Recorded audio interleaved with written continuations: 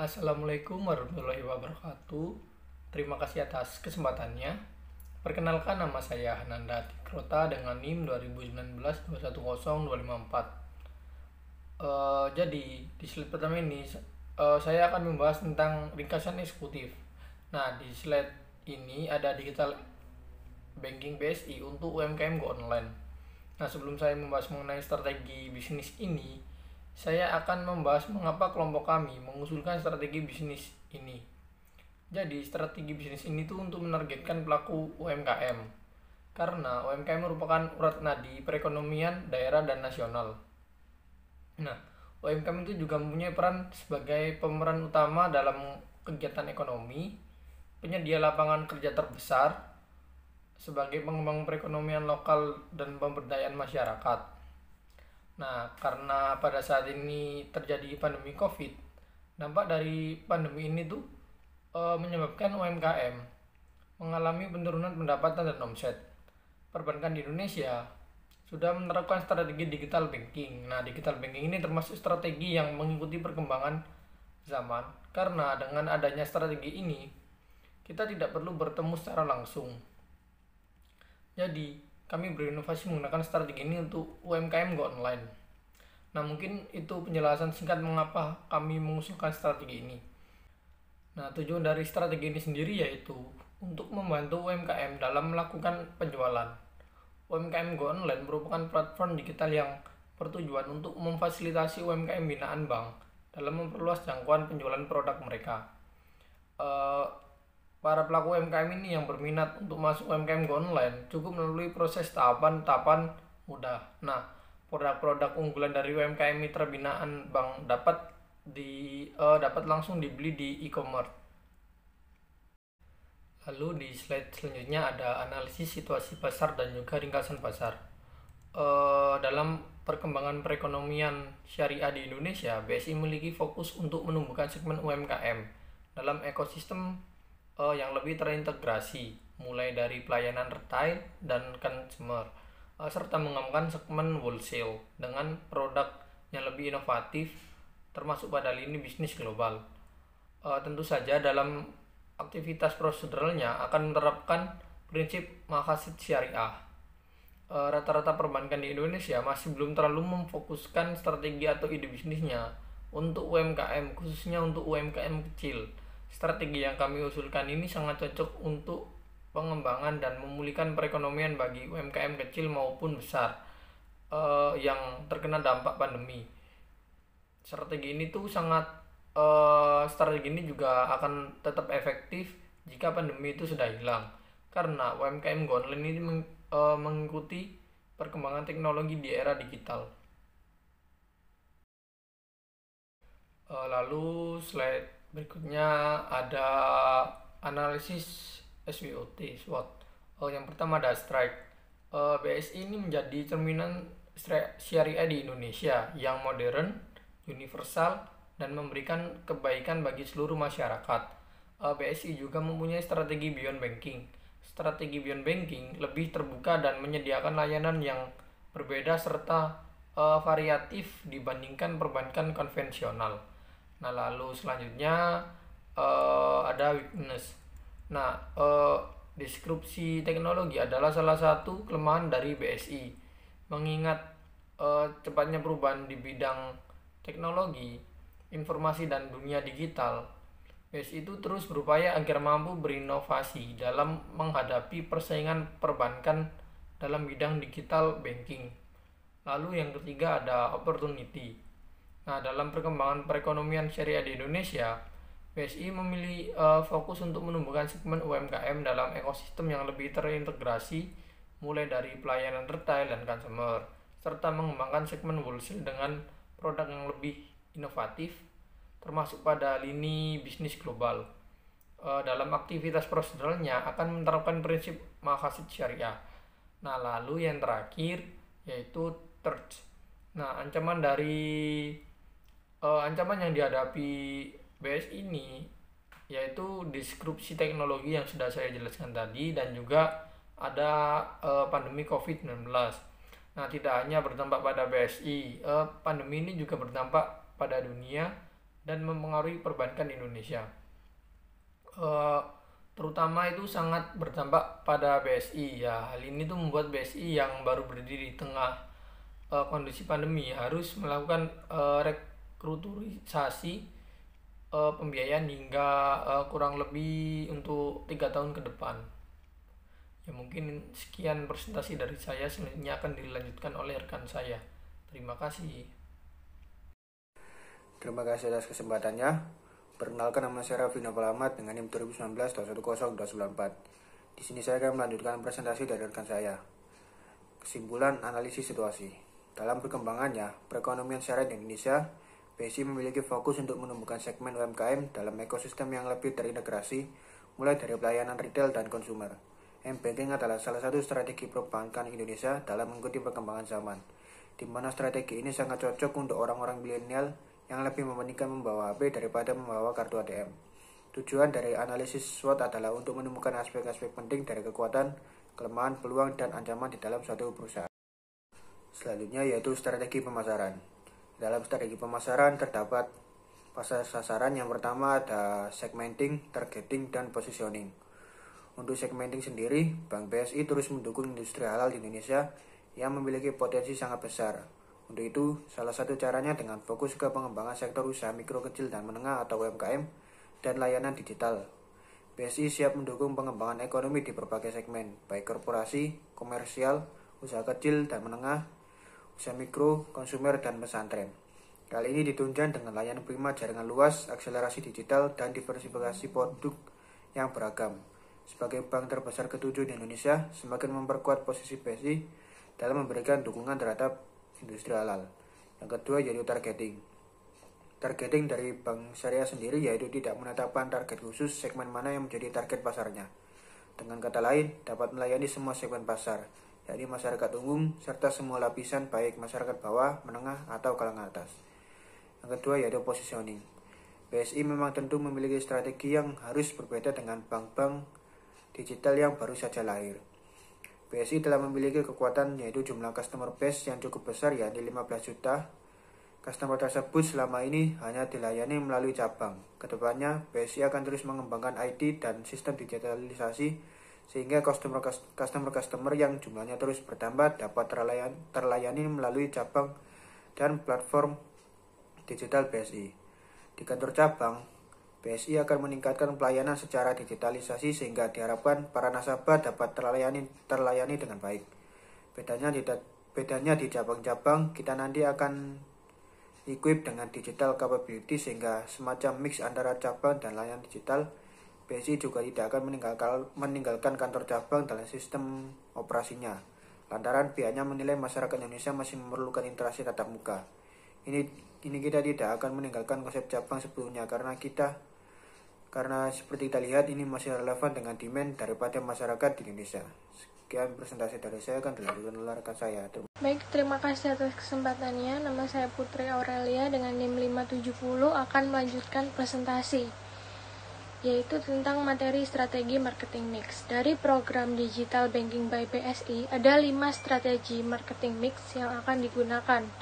Yang pertama ada produk. Digital Banking by BSI adalah sarana atau media yang diciptakan untuk nasabah agar mempermudah dan cepat dalam melakukan kegiatan perbankan atau bertransaksi. Jadi sudah tidak perlu datang ke kantor cabang untuk melakukan transaksi. Nah, pada manajemen pemasaran bank ini kami kan memilih produk dari Bank Syariah Indonesia adalah BSI Isi Wadiah. Nah, tabungan Isi Wadiah ini merupakan salah satu produk pendanaan atau funding yang ditawarkan oleh BSI. Tabungan tersebut menggunakan akad wadiah yang berarti dana titipan dari nasabah ini boleh digunakan oleh pihak bank dan keuntungan sepenuhnya diperoleh untuk bank. Selain itu, penerapan protokol kesehatan itu kan menjadi hal yang sangat penting di era saat ini. Nah, untuk melakukan pembukaan rekening, calon nasabah ini hanya perlu menggunakan aplikasi Digital Banking by BSI. Nasabah itu hanya perlu datang ke bank untuk mengambil buku tabungan dan ATM-nya saja. Bagi nasabah yang telah menggunakan BSI dapat bertransaksi dengan memanfaatkan kemudahan dan menggunakan Digital Banking by BSI. Selanjutnya yang kedua ada harga. Harga atau dalam hal ini biaya yang perlu dikeluarkan untuk proses pendaftaran hingga penggunaan tabungan itu merupakan suatu pertimbangan yang penting bagi nasabah.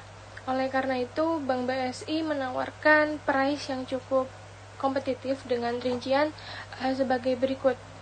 Ada biaya administrasi itu gratis, biaya tutup rekening 20.000, biaya bulanan 5.000, dan biaya pengganti jika kartu ATM hilang atau rusak itu 25.000.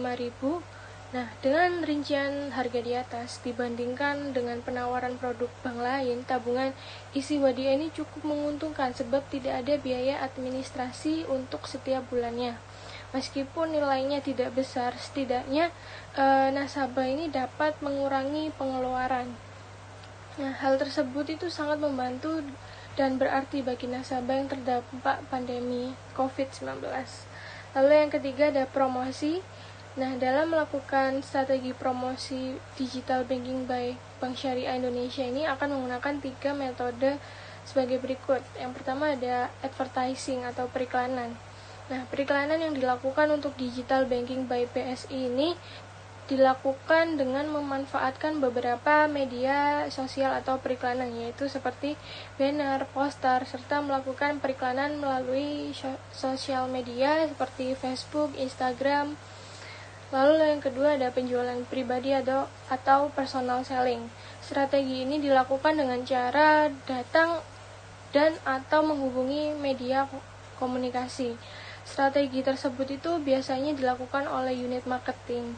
Nah, CS itu akan mewajibkan nasabah untuk mendaftar digital banking by BSI dan menawarkan produk tabungannya di instansi-instansi yang telah melakukan kerjasama dengan BSI. Nah, para marketer itu bisa juga mendatangi langsung ke kantor, rumah, untuk menawarkan produknya. Lalu yang ketiga ada sales promotion. Nah, strategi ini dilakukan oleh Bank Syariah Indonesia dengan cara memberikan souvenir kepada nasabah seperti payung, kalender, cangkir, seperti itu. Strategi tersebut itu merupakan salah satu strategi yang efektif guna menarik dan meningkatkan loyalitas nasabah terhadap Bank Syariah Indonesia. Lalu marketing mix yang keempat ada proses. Dengan adanya digital banking by BSI ini mampu meningkatkan kualitas dan juga keefektivitasan pelayanan dari BSI Isi Wadia dengan adanya fitur-fitur layanan yang ada dalam aplikasi ini, seperti fitur layanan pengaduan dan sebagainya.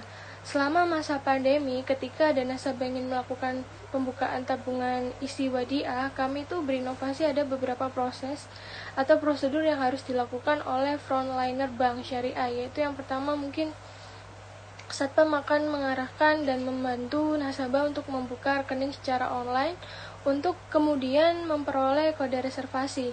Setelah itu, Satpam akan memberikan nomor antrian untuk CS untuk pencetakan buku rekening dan kartu ATM. Lalu setelah selesai pencetakan kartu ATM dan buku rekening, nasabah tidak perlu ke teller untuk melakukan setoran awal karena sudah bisa langsung melalui digital banking by BSI yang bisa dilakukan dengan cara top up melalui e-wallet. Nah, dengan adanya digital banking by BSI akan mempercepat proses pembukaan rekening dan setoran awal tanpa perlu antri ke teller. Untuk strategi marketing mix selanjutnya ada physical evidence akan dijelaskan oleh rekan saya. Terima kasih. Baik, sebelumnya terima kasih atas kesempatannya. Di sini saya Fusjadul Nurwenda akan menjelaskan mengenai bukti fisik dari Bank Syariah Indonesia. Yang pertama yaitu ada jenis kartu, yang mana jenis kartu pada Bank Syariah Indonesia ini berbeda-beda dan sesuai dengan limit yang telah ditetapkan oleh Bank Syariah Indonesia. Nah, yang kedua yaitu ada buku tabungan, yang mana buku tabungan dari Bank Syariah Indonesia ini sama dengan jenis kartunya. Nah, yang selanjutnya yaitu ada BSI Mobile, yaitu BSI Mobile ini kegunaannya itu sama dengan bank-bank pada umumnya, yaitu untuk melakukan proses transaksi. Nah, yang membedakan di sini yaitu pada Bank Syariah Indonesia ini terdapat fitur untuk pengingat sholat dan juga berbagi zakat. Nah, selanjutnya di sini saya akan menjelaskan mengenai program kerja dari Bank Syariah Indonesia ini. Yang pertama yaitu Bank Syariah Indonesia ini akan membuat m-banking, yang mana dalam m-banking ini sebelumnya sudah ada dan sudah dibuat oleh Bank Syariah Indonesia. Namun di sini kelompok kami ingin mengembangkan dari m-banking tersebut, yaitu dengan cara adanya fitur baru, yaitu pendaftaran melalui online. Nah, nanti nasabahnya yang setelah melakukan pendaftaran, mereka tidak perlu untuk datang ke kantor melakukan pendaftaran, namun mereka bisa melalui video call ataupun telepon dengan customer service dari Bank Syariah Indonesia ini. Nah, dan untuk fitur baru yang ingin kelompok kami kembangkan yaitu adanya UMKM Go Online. Nah, di sini saat masa pandemi ini maka memungkinkan untuk seluruh perbankan ini melakukan inovasi pada produknya. Nah, di sini Bank Syariah Indonesia ini akan mengembangkan produknya yaitu dengan adanya fitur baru yaitu UMKM Go Online ini. Nah, selanjutnya yaitu agar kita dapat meningkatkan atau fitur baru ini dapat dikenal di kalangan masyarakat ataupun nasabah dari Bank Syariah Indonesia sendiri itu. Nah, di sini kita juga akan melakukan beberapa event.